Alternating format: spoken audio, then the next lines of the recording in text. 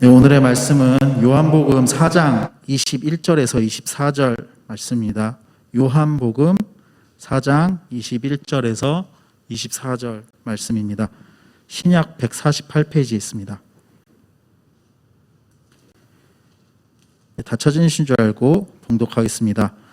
예수께서 이르시되 여자여 내 말을 믿으라. 이 산에서도 말고 예루살렘에서도 말고 너희가 아버지께 예배할 때가 이르리라. 너희는 알지 못하는 것을 예배하고 우리는 아는 것을 예배하노니 이는 구원이 유대인에게서 남이라. 아버지께 참되게 예배하는 자들은 영과 진리로 예배할 때가 오나니 곧 이때라. 아버지께서는 자기에게 이렇게 예배하는 자들을 찾으시느니라. 하나님은 영이시니 예배하는 자가 영과 진리로 예배할지니라. 아멘. 오늘 목사님께서 참된 예배자는 설교 제목으로 말씀 전달해 주시겠습니다. 할렐루야. 네, 아멘으로 화답합시다. 할렐루야. 네. 제가 초등학교 3학년 때, 그때는 국민학교였어요. 국민학교 3학년 때 KBS에서 이런 프로그램이 있었습니다. 누가 이 사람을 모르시나요?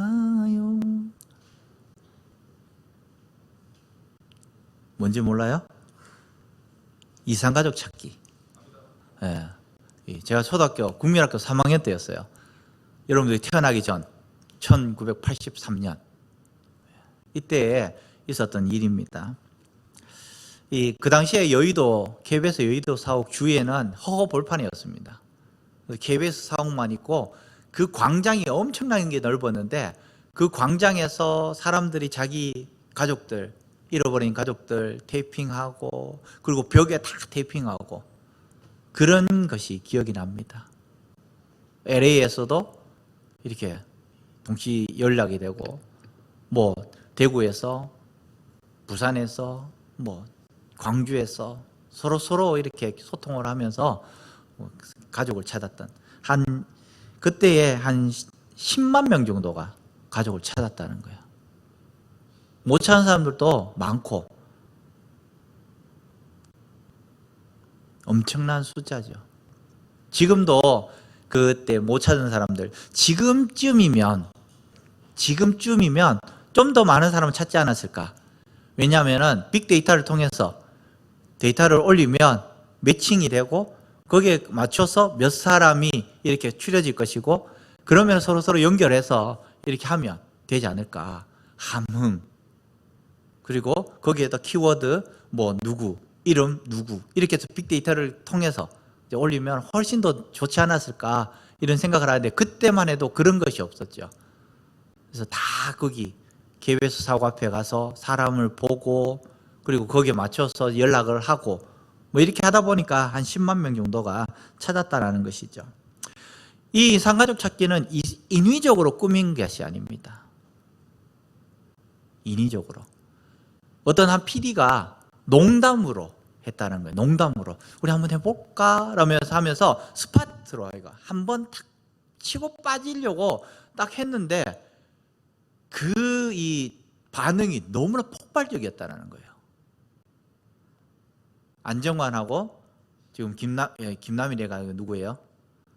어제 저녁에 이렇게 프로그램 했는데 거기도 보면 한번 하려고 하다가 너무나 반응이 좋으니까 이 프로그램이 어제로 정식적으로 이제 프로그램이 됐듯이 이때도 마찬가지로 KBS에서 어떤 젊은 PD가 한번 해보고 이 프로그램을 한번 해보자라고 했던 것이 폭발적인 인기를 얻었다는 거예요. 그 PD를 알고 있는데 그 PD가 제가 있었던 그 교회 장로님이셨어요. 그러면서 처음 그 일화들을 다 이야기를 해주는데 세계 방송사상 유례가 없는 거의 한 40일 동안 생방송으로 이루어진 이런 프로그램이었다는 것입니다. 민족의 비극인 이 6.25 때 부모와 자식이 헤어지고 또 형제가 헤어지고 또 이 부부가 헤어지고 제일 마음이 아팠던 게 남으로 내려온 이 두 부부가 헤어졌어요. 부인은 아이를 키우기 위해서 수절해서 할머니까지 결혼 안 하고 있었는데 남편은 결혼을 해가지고 아이까지 있고 그러면서 서로 또 만나고 이런 경우도 있었습니다. 비극이죠. 얼마나 보고 싶고 그리웠겠습니까? 얼마나 찾고 싶었겠습니까? 지금도 헤어진 가족들을 못 만나고 지금도 가슴에 이렇게 묻어둔 이런 신앙민들도 많이 있습니다. 그런데 오늘 본문에 보면은 우리들에게 이야기를 합니다. 하나님께서도 찾고 싶은 사람이 있다. 하나님께서 찾고 싶은 사람이 누굴까요?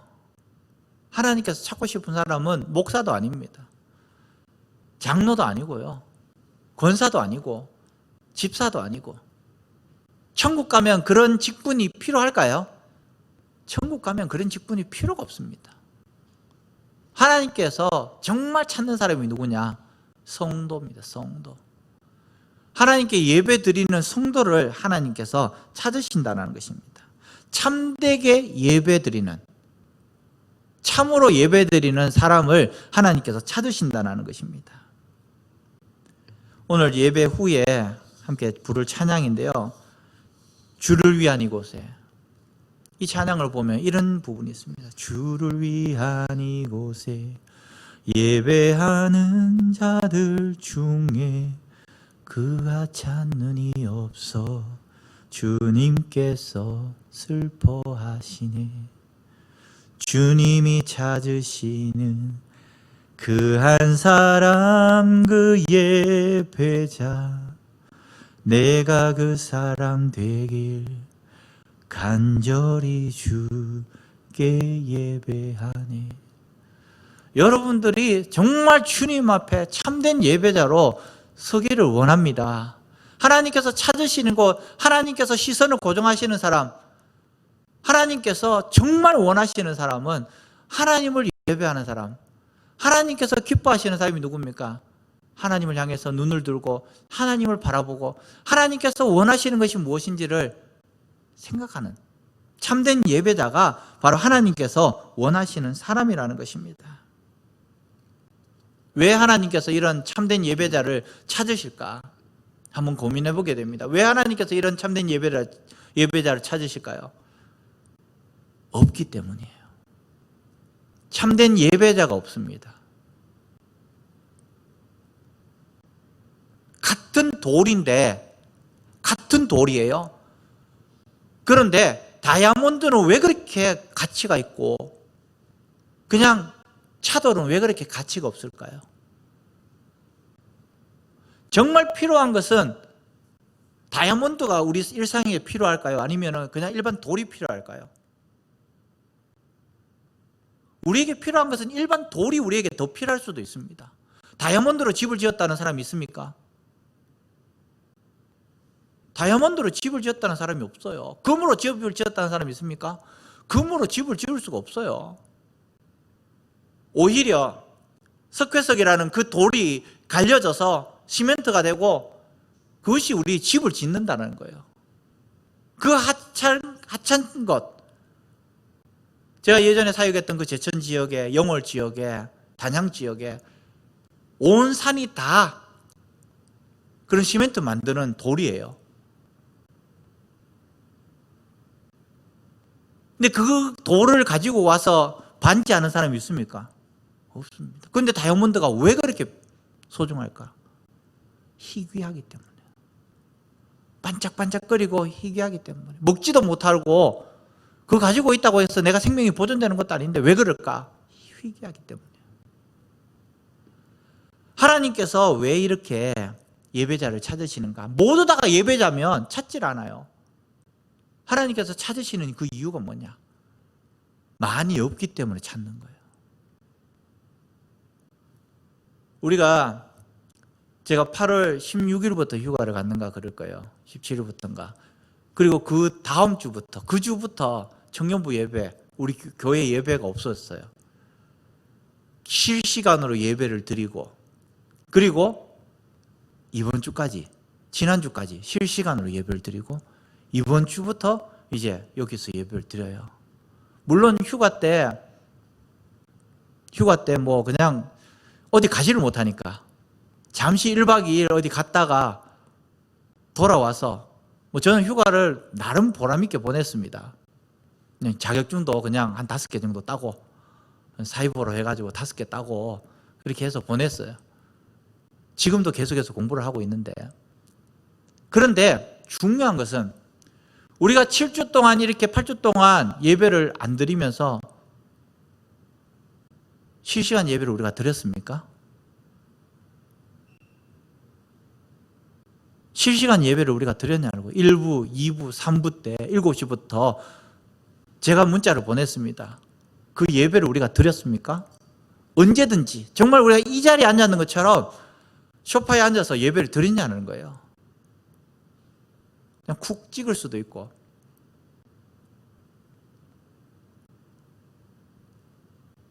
정말 하나님께서 어떤 사람을 원하실까?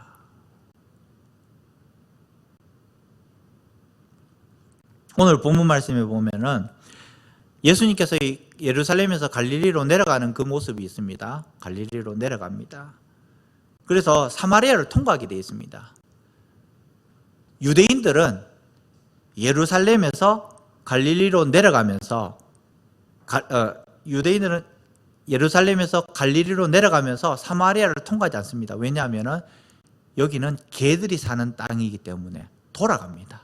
엄청나게 가도 돌아갑니다. 한 가지 알아야 될 것은 예루살렘은 아래쪽에 있고 사마리아는 위쪽에 있습니다. 그런데 성경은 갈릴리로 내려간다고 합니다. 예루살렘으로 올라온다고 합니다. 우리의 생각하고는 다르죠. 우리는 왜 그러냐? 그들의 모든 생각은 예루살렘 중심입니다. 그래서 예루살렘으로 올라가는 것이고, 그것이 어떤 장소이든지 간에 예루살렘을 떠나면 내려가는 것으로 그들은 생각을 합니다. 자, 다시 이 예루살렘에서 갈릴리로 내려가면서 사마리아로 가는 것이 아니라 돌아서 갑니다. 요단강을 건너서 다시 올라가서 다시 요단강을 건너서 이 갈릴리로 가는 거예요. 그런데 예수님은 그대로 갑니다. 사마리아를 지나서 갑니다. 거기에 한 여인을 만났습니다. 여인을 만나서 물을 달라고 이야기를 합니다. 여인이 이야기합니다. 당신은 유대인인데 왜 이방인이 나에게 물을 달라고 하느냐, 말을 거느냐, 시비를 거는 거예요. 예수님은 그 말에 무시를 합니다. 물을 달라. 그러면서 생뚱맞게 내 남편을 데리고 오너라. 이 여인이 이야기합니다. 나는 남편이 5이나 되는데 지금 있는 남편도 내 남편이 아닙니다. 이 여인이 정말 이 사람이 선지자인 것을 알았던 거예요. 그래서 이제 묻습니다. 이 여인이 예수님께, 예수님, 사마리아 사람들은 그리심산에서 하나님을 예배한다고 하고 유대인들은 예루살렘에서 예배한다고 하는데 도대체 어떤 말이 맞습니까? 우리가 이방인이지만은 결국 우리는 이스라엘의 12지파 가운데 있는 사람입니다. 그렇기 때문에 예배를 드리는 거예요. 하나님께 예배를 드리는데 우리는 예루살렘에서 예배를 못 드립니다. 그래서 우리는 그리심산에서 예배를 드리는데 우리가 드리는 예배는 예배가 아닙니까? 라고 물어보는 거예요. 이에 대해서 예수님께서 이렇게 대답합니다. 그리심산에서도 말고 예루살렘에서도 말고 예배할 때가 이를 것이다. 참되게 예배 드리는 사람은 영과 진리로 예배할 때가 오나니 곧 이때라. 하나님은 영이시니 예배하는 자가 영과 진리로 예배할지니라. 요한복음 4장 23절 24절 말씀이에요.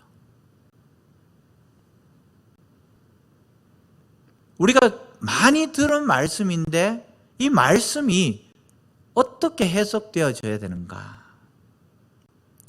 예수님께서 예배에 대한 이 정의를 내리시면서 구약에서는 소 잡고 양 잡고 염소 잡고 삐둘기 잡고 이 죽음의 제사를 드렸습니다. 예수님께서 단번에 죽으심을 통하여서 이 제사가 폐하여지고 이제는 없어졌어요. 그리고 난 다음에 이제 장소의 문제가 생겼습니다.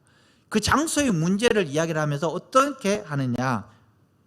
장소가 문제가 아니라 예배자, 예배 드리는 사람의 마음이 중요하다. 그것을 이야기를 하고 있는 것입니다. 예배 드리는 데서 가장 중요한 것은 장소가 아니라 마음이라는 거예요. 마음. 분명 그 당시에 예루살렘 성전에서 예배하는 자들이 있었습니다. 각 회당에 모여서 예배하는 사람이 있었습니다. 사마리아에서도 예배하는 사람이 있었습니다. 수많은 곳에서 예배 드리고 있지만은 하나님께서 찾으시는 사람이 누구냐? 참된 예배자. 참된 예배자. 하나님이라면 눈물을 흘릴 수 있는 참된 예배자를 하나님께서 찾으신다라는 거예요. 우리가 가끔씩 가다가 신앙적으로 쓰러지고 신앙적으로 또 자포자기할 때도 있고, 항상 좋게 올라가면 좋은데 신앙생활이 계속해서 그래프를 그립니다. 업다운이 심합니다. 다운될 때는 너무나 힘들어요. 다운될 때는 내가 정말 하나님을 믿는 것인가? 신앙생활을 하는 것인가?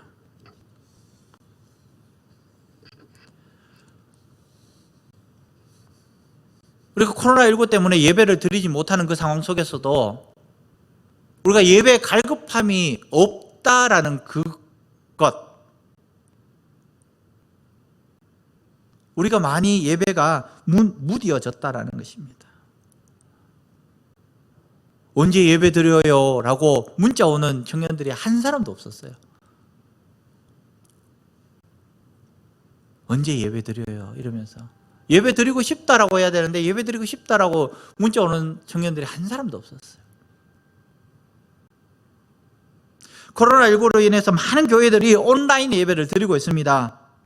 실시간 예배를 드리고 있다는 것입니다. 이 온라인 예배에서 갑론을박하는 것이 많습니다. 드려도 되느냐? 이것이 진짜 예배냐? 예배가 아니냐? 그런데 주님께서 말씀하십니다. 예배는 장소의 문제가 아니다. 장소의 문제가 아니고 어떤 곳이든 참되게 예배하는 자를 찾고 계신다는 거예요. 참되게 예배하는 자. 지금은 특수한 상황이기 때문에 어쩔 수 없이 온라인 예배를 드리지만 우리가 함께 모일 수 있는 상황이 된다면, 이 환경 가운데 있다면 모여서 예배를 드려야 됩니다. 그런데 히브리서 10장 25절 한번 화면을 한번 보겠습니다. 히브리서 10장 25절 자막에 보겠습니다. 시작. 모이기를 피하는 어떤 사람의 습관과 같이 하지 말고 오직 그날이 가까움을 볼수록 더욱 그리하자. 그날이 가까울수록 모임을 피한다는 것입니다. 모임을 드리지 못하게 한다는 거예요. 예배를 드리지 못하게 하는 거예요. 공동번역으로 이렇게 되어 있습니다. 그리고 어떤 사람들처럼 같이 모이는 일을 폐지하지 말고 서로 격려해서 자주 모입시다. 더구나 그날이 가까우는 날은 가까우는 것을 아는 이상 더욱 열심히 모이도록 합시다. 말세의 때는 모이지 못하도록 만듭니다. 계속해서 바쁘게 하든 무슨 상황 속에서 모이지 못하게 한다는 거예요. 즉 다른 말로 모여서 예배 드리는 것이 맞다라고 성경은 말씀을 하고 있습니다. 마지막 때에 드리지 못하게 한다는 것이기 때문에. 벌겋게 달아오르는 이 숯이 있습니다. 이 숯을 밖에 내놓으면 어떻게 될까요? 처음에는 벌겋게 달아오르다가 곧 있으면 꺼집니다. 그런데 이 숯이 여러 개가 한꺼번에 모여 있으면 그 꺼지는 것이 시간이 오래 걸립니다. 신앙적으로 내가 말씀을 많이 읽고 찬양을 열심히 하면서 내 나름대로 신앙생활을 한다고 하지만은 함께 모여서 예배 드리지 않으면 결국에는 처음에는 뜨거울 수 있지만은 결국에는 빨리 식어버린다는 거예요. 신앙생활도 마찬가지입니다. 우리가 왜 이렇게 모여서 예배를 드려야 되느냐? 왜 공동체 생활을 해야 되고 공동체적으로 이렇게 나눔을 해야 되느냐? 중요한 것은 식지 않기 위해서. 혼자서 예배 드려도 돼요. 그런데 결국에는 혼자서 예배 드리다가는 혼자서 실족해버립니다. 그 사람이 실족할 때 그 누구도 그 사람에게 도움의 손길을 줄 수 없습니다. 진경자매가 있다가 혼자서 예배 드려요. 잘해요. 그런데 정말 내가 신앙을 부인할 때 옆에서 끌어줄 사람이 없다라는 거예요. 근데 우리는 주일날 교회 안 오면 전화라도 합니다. 교회 오라고. 무슨 일이냐고 셀리더가 묻기라도 합니다. 무슨 일이 있을 때 어떡합니까? 기도라도 해줍니다. 마음에 두고 있어요. 그리고 그 형제 자매가 실족할 때 끌어줍니다. 이것이 공동체가 필요한 것입니다. 아무리 벌겋게 달아오르는 숯이라도 금방 식어버리듯이 아무리 신앙이 좋다고 한들 혼자서 신앙생활하는 사람은 곧 식어버릴 수 있다는 것입니다. 얼마 전에 제 제자가 연락이 왔습니다. 지금 결혼해서 가정을 잘 꾸리고 있는데요. 궁금한 게 있어서 전화를 했다라는 것입니다. 온라인 예배에 관해서 물었습니다. 온라인 예배. 너무 편하다는 거예요. 영상을 보면서 예배 드리는데 왜 편하냐 물어보니까 교회 가기 위해서 아기를 씻길 필요도 없고 화장을 할 필요도 없고 그냥 유튜브만 켜니까 나온다라는 거예요. 실시간으로. 너무 편하다는 거예요. 우리 아이하고 찬양 같이 부르고 너무 좋다라는 거예요. 저는 그랬습니다. 그것은 신앙생활 아니야. 좋은 드라마 한 편 보는 거하고 똑같아. 감동은 될 수 있지만 정말 거기에서 은혜를 받을 수 없는 거야. 그런 이야기를 했습니다. 집에서 왜 예배 드리느냐? 편하기 때문에. 집에서 왜 예배 드리냐? 봉사 안 해도 되기 때문에. 집에서 왜 예배 드리느냐? 사람들과의 관계를 안 해도 되기 때문이에요. 인사를 안 해도 되기 때문이에요. 편합니다. 익명성이 보장되어 있습니다. 편리주의에 빠지기 때문에 안 된다라는 것입니다. 따라하겠습니다. 예배는 우리 편한 대로 드리는 것이 아니라 하나님께서 원하시는 예배를 드리는 것이다. 예배의 주체가 누굽니까? 하나님이에요. 하나님께서 원하시는 예배를 드리는 것이 예배예요. 내 편한 대로 예배 드리는 것이 아니라 하나님께서 원하시는 거예요. 하나님께서는 이렇게 예배를 하라. 그렇게 예배를 드리는 것입니다. 참된 예배란 무엇입니까? 한마디로 말하면 내가 원하는 예배가 아니라 하나님께서 원하시는 예배가 참된 예배라는 것입니다. 내가 편한 대로 예배하는 것이 아니라 하나님께서 기뻐하시는 예배, 이것이 진정한 예배라는 것입니다. 참된 예배자란 어떤 사람입니까? 참된 예배자란 하나님께서 원하시는 예배를 드리는 사람이 참된 예배자인 것이에요. 하나님께서 원하시는. 요즘의 시대는 어떤 시대입니까? 요즘의 시대는 예배의 감격과 감사가 실종되었습니다. 아까 전에 우리가 불렀던 찬양, 이곳에 오셔서 이곳에 앉으소서, 이 찬양은 서서 불러야 되는 거예요. 이곳에서 드리는 예배를 받으소서, 서서 불러. 주님의 임재를 강력하게 소망하면서, 성령님의 임재를 강력하게 소망하면서 서서 주님 이곳에 임재하여 주십시오. 앉아서 드리는 것이 아니라 무릎을 꿇고 찬양을 하든 그렇게 드려야 되는 것이에요. 감격과 감사가 실종했어요. 내가 예배 잘 드려줌을 통해서 하나님께서 내게 은혜 주실 것이다 라고 어떻게 보면 우리가 깍쟁이처럼 예배 드리지 않습니까? 아니에요. 우리는 그저 하나님 나에게 이렇게 호흡 주시고 또 생명 주셔서 너무나 감사합니다라는 그 감사의 마음으로 예배 드리는 거예요. 우리 집에 애완견이 있습니다. 반려견이라고 하죠. 애완견이 있어요. 애완견 키우는 우리 청년들도 있죠. 그죠? 애완견 땡 때리면 어떻습니까?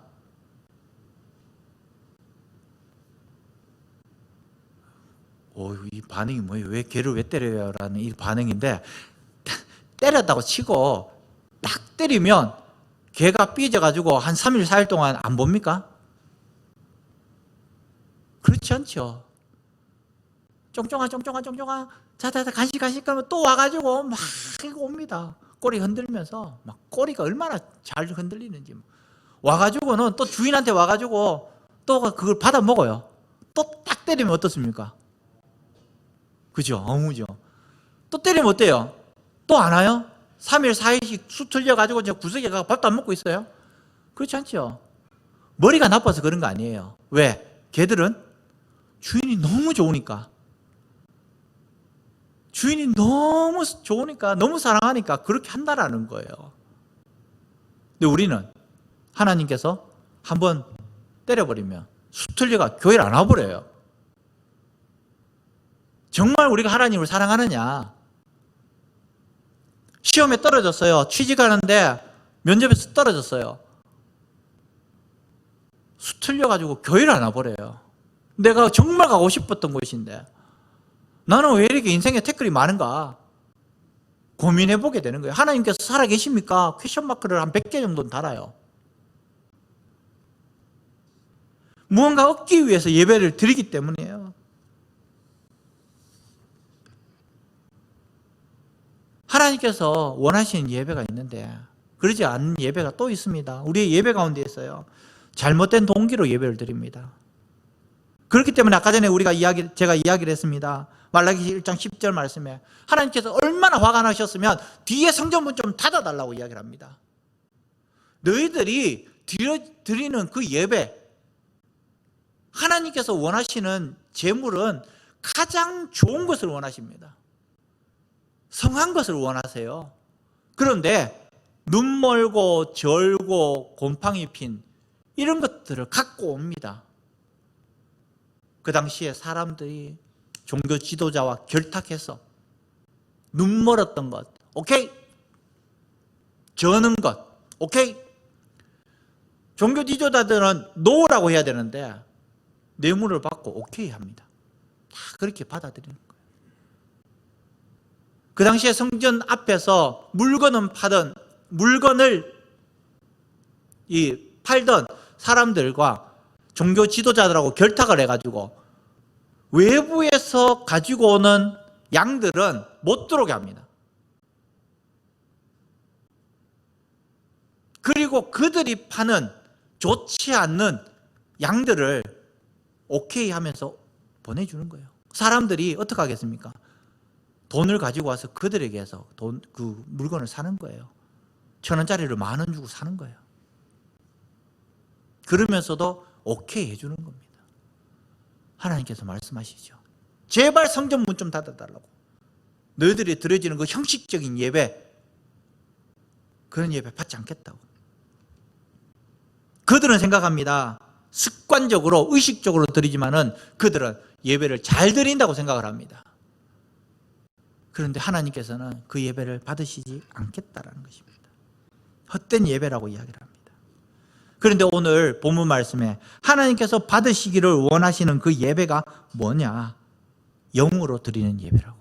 영과 진리로 예배를 드리라고 하는데 영으로 드리는 예배입니다. 성령이 충만하여서 드리는 예배입니다. 정말 이곳에서 예배 드릴 때에 미리 와서 기도하면서 예배 드리는 우리 모습들이 보여야 되는 거예요. 정말 이곳에서는 기도할 시간이 없지만은 주일날 일어나서 정말 하나님을 사모하는 그 마음으로 정말 BTS를 보는 그 감격적인 그 마음보다도 하나님을 사랑하는 그 마음이 더 커야 되는 거예요. 교회 와서 내가 사귀는 형제 자매를 보는 것보다도 더 하나님을 사랑하는 마음, 그렇게 해야 된다는 거예요.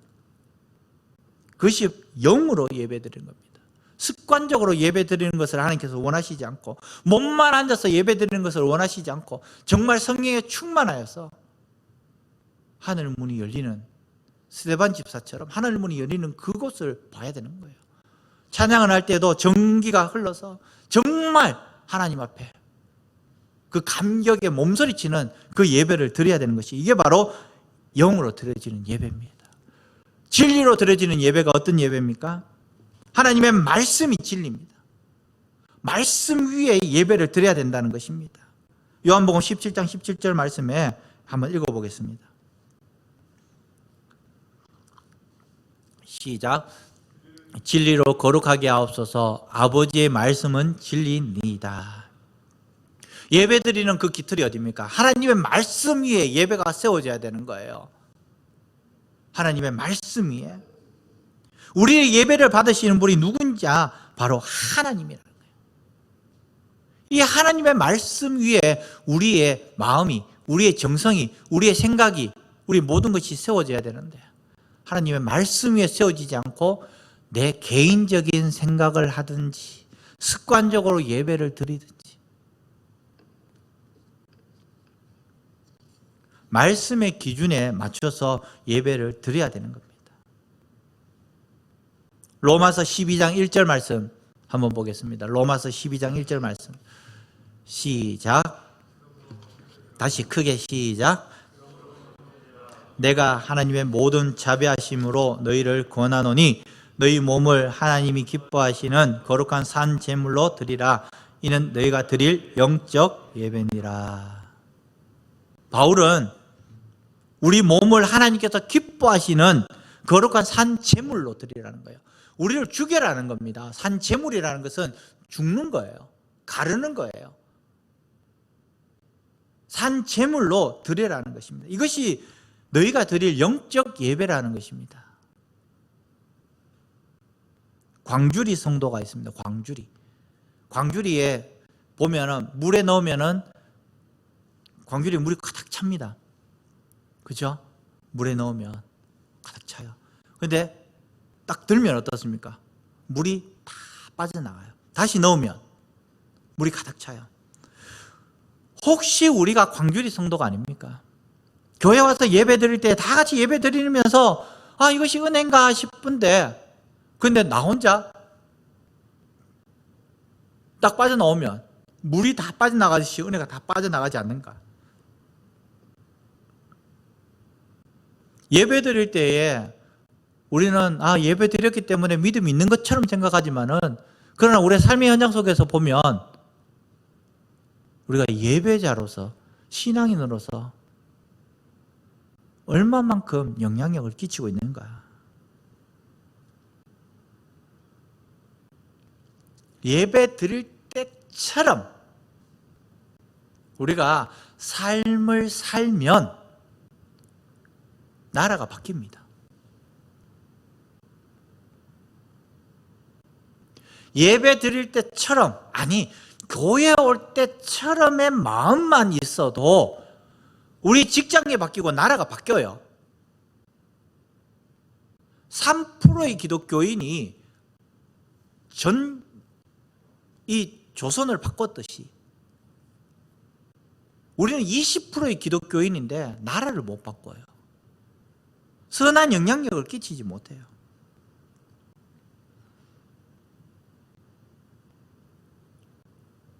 유명한 신학자 캠벨 모르가네라는 사람이 있습니다. 이 사람이 했는 이야기 중에서 이런 이야기가 있어요. 삶의 방식으로 예배가 6일 동안 먼저 선행되지 못하면, 즉 삶의 예배가 없다면 성전에서 예배는 무의미하다. 부딪힘이 없는 거예요. 삶에서. 하나님, 내가 이 삶에서 삶의 현장 속에서 예배 드려야 되는데 상전한테도 밑에서도 친구들로부터도 애매한 고난을 당하면서 왜 내가 이렇게 살아야 되는가 퀘션 마크를 달고 여기 와서 그것을 해결받고 다시 가서 찢기고 상하지만 교회 와서 해결받아야 되는데 그런 물음이 없으니까 교회 와서 물을 게 없는 거예요. 은혜 받을 게 없는 거예요. 아파야지 병원에 오면 나음을 받는데 그런 아무런 물음이 없으니까, 그런 부딪힘이 없으니까 교회 와도 내 눈에 눈물이 없는 거예요. 어떤 신학자는 이야기했습니다. 눈에 눈물이 없으면 천국을 볼 수 없다고. 우리는 우리의 삶의 현장 속에서 얼마만큼 부딪힘이 있습니까? 말씀과 세상과의 부딪힘 가운데 내가 그 중간에서 얼마만큼 부딪힘이 있습니까? 그런 부딪힘이 없다라는 거예요. 우리의 예배가 율기간의 일상의 삶에서 먼저 이루어지지 않는다면 결국에는 주일 예배도 무의미하다는 겁니다. 예수라면 어떻게 할 것인가라는 그 퀘션 마크를 달아야 되는데, 삶의 현장에 6일 동안은 예수라면 어떻게 할 것인가라는 이런 물음이 없어요. 그러다 보니까 나라도 계속해서 부패해지고, 교회도 계속해서 부패해지고, 내 영혼도 감격이 사라져 버린다는 거예요. 왜? 교도소의 30%가 40%가 사기꾼의 50%가 크리스천인가요? 왜?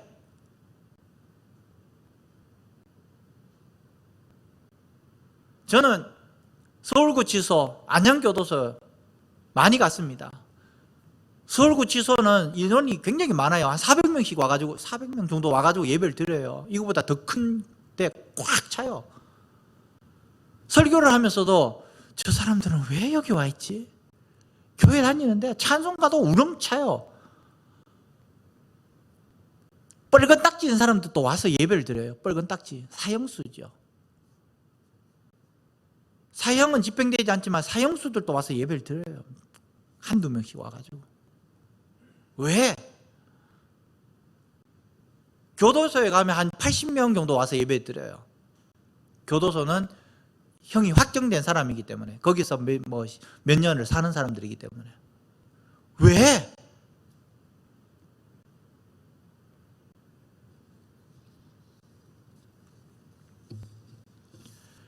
예배는 우리가 드려지는 이 형식적인 예배와 아울러서 축도를 끝내고 난 다음에 나가면서 드리는 예배, 하나님께서는 이 예배도 중요하게 생각하신다라는 거예요.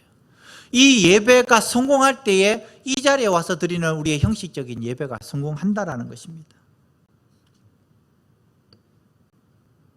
와서 시간만 때우는 것이 아니라 정말 우리가 일주일 동안 내 직장에서, 내 가정에서, 내 학교에서, 삶의 현장 속에서 정말 일주일 동안 하나님을 몸소리치도록 한번 경험해 보시기 바랍니다.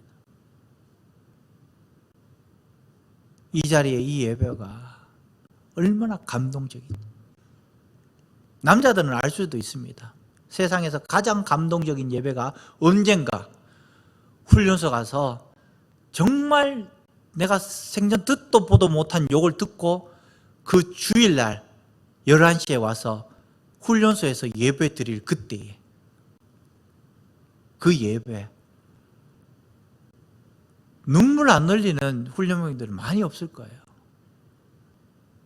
얼마나 감동적인지, 얼마나 감사한지, 그 자리에 앉음과 동시에. 우린 그런 예배 몇 번이나 들어봤습니까?